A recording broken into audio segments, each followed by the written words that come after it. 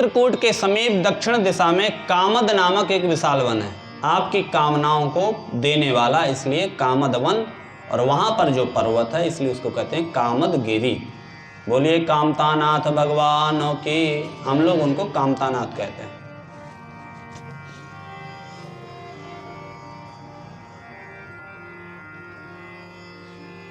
उसी विशाल वन में ब्रह्मा जी के पुत्र अत्रि अपनी पत्नी अनसुईया के साथ तपस्या करते थे। आज भी अत्रि अनसुईया आश्रम है वहां पर। एक बार बड़ा अकाल पड़ा, सारे वृक्ष सूख गए, फसल सूख गई, कुछ भी अनावृष्टि हो गई, पानी ही नहीं बरस रहा था, कुछ पैदा ही ना हो। सारे सरोवर, तालाब, जो भी था, पानी के स्रोत थे, सब समाप्त। पृथ्वी पर चारों तरफ हाहाकार मच गया। गुरु जी के जो चेले थे वो भी देखे कि यहाँ भोजन पानी की व्यवस्था नहीं है, वो भी छोड़ करके चले गए। सबने प्रार्थना की गुरुवर, तो गुरु जी ध्यान लगा के शिव जी की तपस्या में बैठ गए कि जो होगा सो देखा जाएगा, हम उनका ध्यान कर रहे हैं। पर अनसुईया जी उनकी मनोभाव से पूजा करती रही। उनकी तपस्या में कोई विघ्न ना आए, कोई बाधा ना आए, निरंतर उनकी सेवा करने लगी।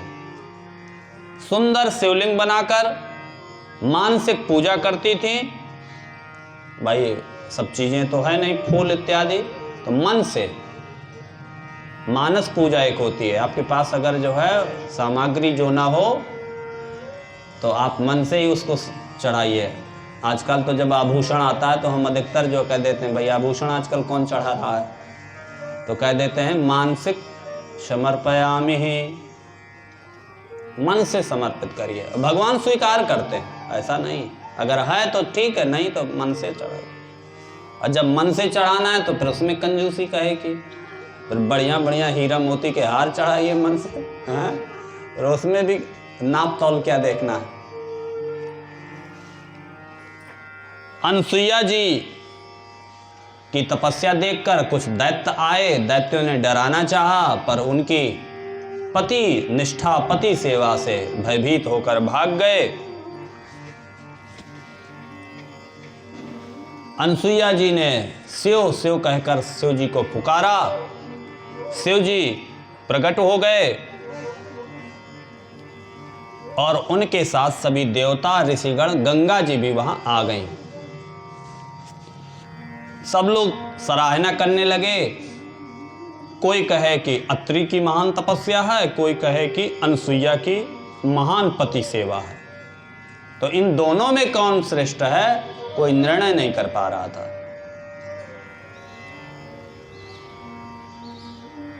ये अत्रि धन्य है, ये अनसुईया भी धन्य है, ऐसा बार बार सब लोग कि भाई दोनों लोगों की।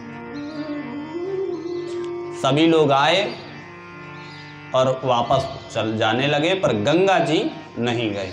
गंगा जी वहीं रही और शिव जी।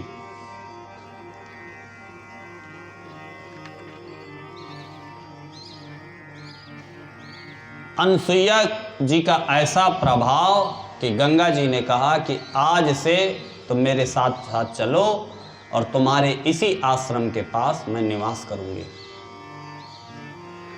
यहां पर अत्रि मुनि तपस्या से जगे, उन्होंने पानी की मांग की।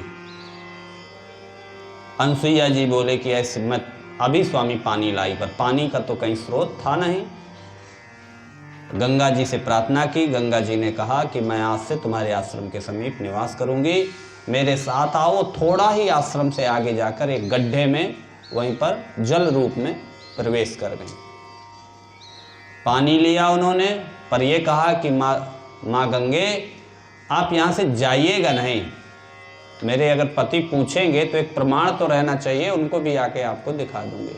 उन्होंने कहा ठीक है। पानी लेके गई, अत्रि ऋषि को पिलाई।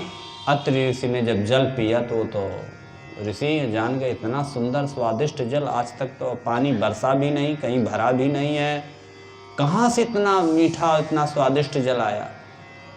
उन्होंने कहा गंगा मैया आई है।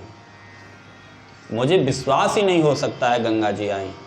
अंत में माँ उनको भी ले गई, अनसुईया जी दिखाई, माँ ने उनको भी दर्शन दिए।